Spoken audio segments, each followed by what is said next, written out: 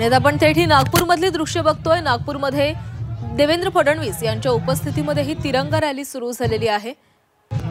Operation सिंदूरच्या यशानंतर राज्यभरामध्ये भाजपकडून ही तिरंगा रॅली आयोजित करण्यात आलेली आहे आणि आता ही नागपूरमधली आपण दृश्य बघतोय। नागपूरमध्ये भाजपची ही तिरंगा रॅली सुरू आहे। मुख्यमंत्री देवेंद्र फडणवीस तसंच चंद्रशेखर बावनकुळे देखील या रॅलीमध्ये सहभागी झाले। सोबतच नागपूरमधील भाजपचे इतरही नेते मंडळी या रॅलीमध्ये सहभागी झालेत। कार्यकर्ते आणि नागपूरकरांनी या रॅलीमध्ये सहभाग घेतला।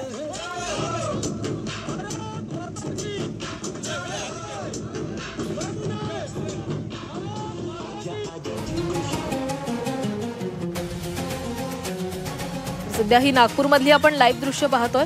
नागपूरमध्ये या भाजपच्या तिरंगा रॅलीला सुरुवात झालेली आहे।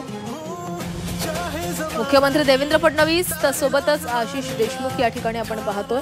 चंद्रशेखर बावनकुळे देखील या ठिकाणी उपस्थित आहेत। भाजप कार्यकर्त्यांसह नागपूरकर मोठ्या संख्येने या तिरंगा रॅलीमध्ये सहभागी झालेले आहेत। भारताच्या ऑपरेशन सिंदूरच्या यशानंतर भारतीय सैन्याचं कौतुक करण्यासाठी या रॅलीचं आयोजन केले जाते। राज्यभरामध्ये गेल्या अनेक दिवसांपासून भाजप ही रॅली काढतंय। आता नागपूरमध्ये ही रॅली निघालेली आहे।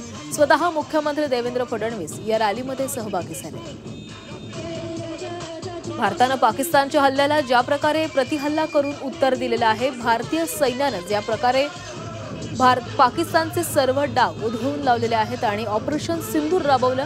या ऑपरेशन सिंदूरच्या यशानंतर या भारतीय सैन्याचं कौतुक करण्यासाठी आणि त्यांच्या यशाची कामगिरी जी आहे ती सर्वांपर्यंत पोहोचवण्यासाठी ही तिरंगा रॅली काढली जाते। नागपूरमध्ये ही रॅली सुरू झालेली आहे। नागपूरमध्ये मुख्यमंत्री देवेंद्र फडणवीस आणि चंद्रशेखर बावनकुळे हे या रॅलीमध्ये सहभागी झालेले आहेत।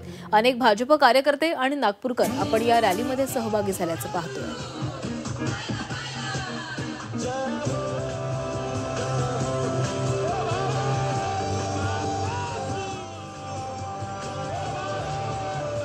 तरी सध्याची लाईव्ह दृश्य नागपूरमधली आहेत। नागपुरातून ही तिरंगा रॅली निघालेली आहे।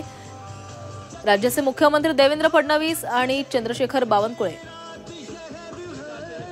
देवेंद्र फडणवीस, चंद्रशेखर बावनकुळे आणि आशिष देशमुख हे तिघही या संपूर्ण तिरंगा यात्रेत निघालेल्या खापरखेड्यात मोठ्या उत्साहामध्ये जनता सुद्धा या तिरंगा यात्रेत सहभागी झाल्या आहे। स्वतः मुख्यमंत्र्यांनी तिरंगा हातात घेऊन एक लोकांचा उत्साह वाढत आहे।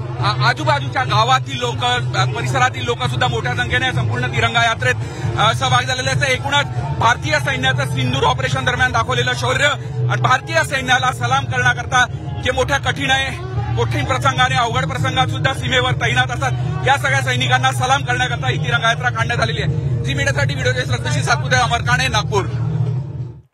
तर भारतीय जवानांना सलाम करण्यासाठी आणि त्यांच्या शौर्याचं कौतुक करण्यासाठी देवेंद्र फडणवीस यांच्या नेतृत्वामध्ये नागपूरमध्ये ही तिरंगा रॅली निघाली आहे।